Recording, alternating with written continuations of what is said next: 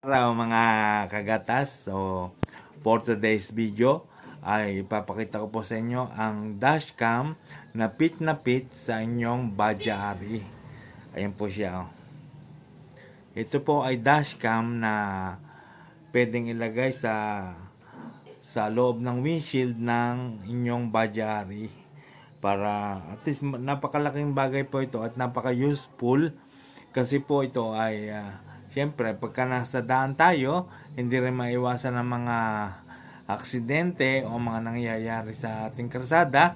At lalo na sa mga tao, mga mabugnutin, mainitin ng ulo na kada konting kibot ay naglalabas ng baril. Ayan, usong-uso yan ngayon. At hindi rin naman na ng batas natin.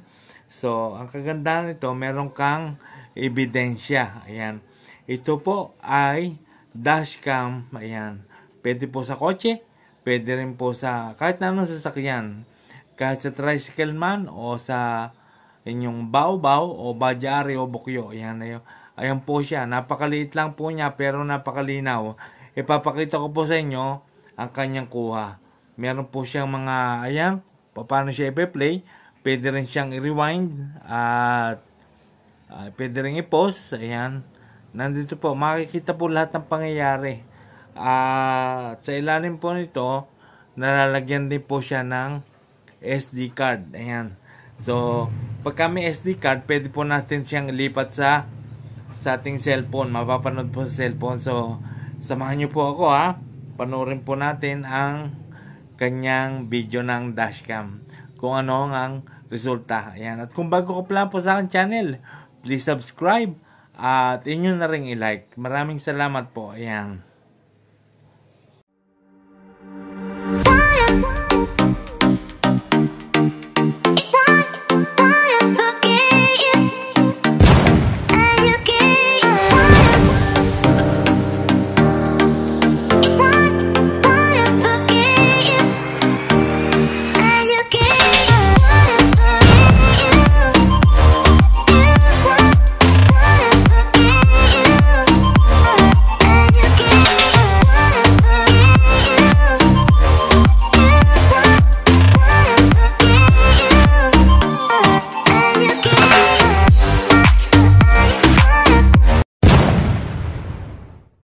So, ayan mga kagatas, ginamit na po natin ang ating dashcam at ito pong lugar na ito ay sa Tagaytay City, sa Mayor's Drive. At makikita nyo rin po sa screen ang kanyang buwan at date at taon. Ayan, at kung ilang oras. Pero hindi po yan 14 hours kasi kinat ko na po masyadong mahaba. Nakadetalye po lahat yan, pati halimbawa may nangyari. Ayan, nakarecord po ang date niya at oras. Ayan.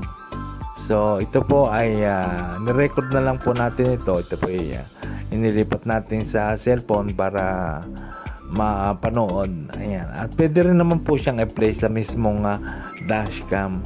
Kapag nangyari yung aksidente, may halimbawa sinabi may ebidensya ka, ayan, dashcam, i-play nyo. Pwede po siyang i-rewind. Ayan. At hindi lang yan, talagang napakalino din po niya. Ayan. Ayan po ay umaga. Ayan. Hapon na pala. Hapon. 14 hours na pala. Ayan.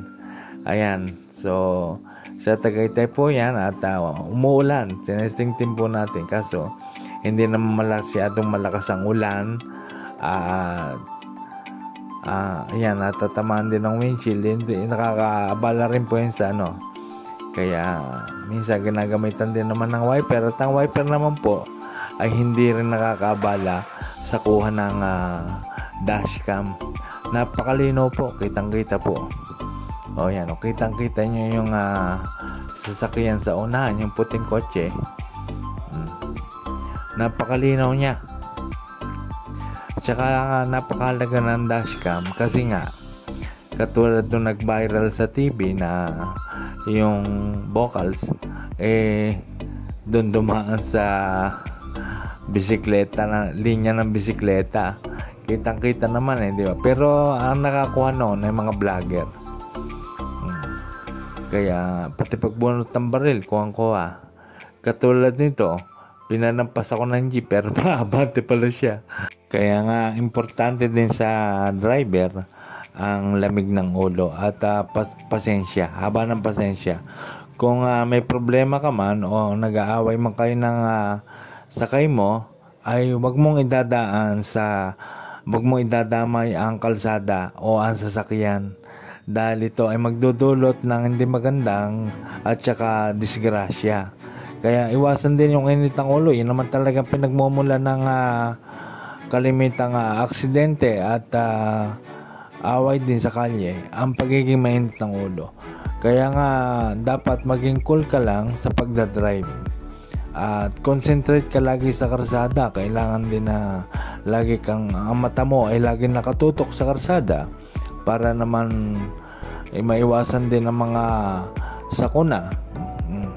At saka isa pa, dapat nagdadasal din. Yan ang pinaka-importante sa lahat. Ayan, dahil tutulungan ka na poong may kapal. Totoo naman yun eh.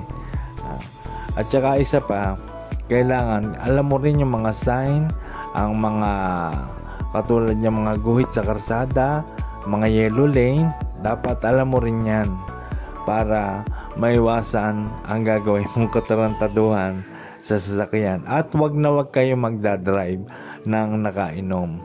Yan, pakiusap lang yan. Talagang bawal yan. Kasi pag nakainom, mas marunong pa ang sasakyan mo kaysa sa iyo. At saka hindi mo kontrolado ang tapak mo sa gas, 'di ba? Hindi mo alam, napakatulin mo na pala, pero diretso ka pa rin. At saka yung busina, kung bubusina ka, dapat yung talagang kailangan lang talaga. Kailangan mo bumusina, hindi busina ka ng busina, konting lang bubusina. Alam mo naman, maraming bugnutin tao, hindi lahat katulad natin na malamig ang ulo. At saka iwasan ang pakikipagkarera. Ayan. Kaya drive safely, ika nga. Ayan, para maiwasan ang sakuna.